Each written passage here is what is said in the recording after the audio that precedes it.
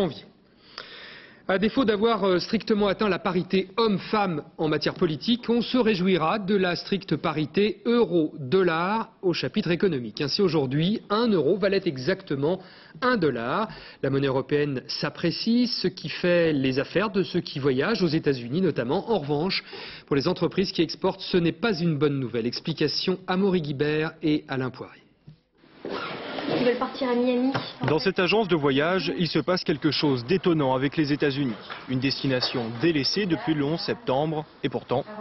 On peut constater que la demande est beaucoup plus importante que l'offre. Et aujourd'hui, il est difficile d'avoir un billet pour les États-Unis. Et si les places manquent, c'est qu'il est devenu moins cher de voyager outre-Atlantique, grâce à l'euro.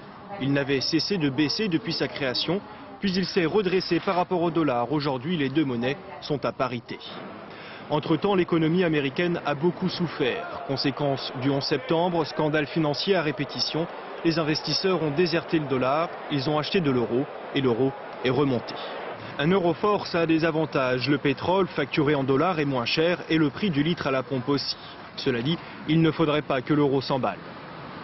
Attention, aujourd'hui un euro trop fort serait un danger pour notre croissance économique parce que sinon ça limiterait nos exportations, notamment celles de l'Allemagne. Et en Allemagne, le seul moteur, ce sont les exportations.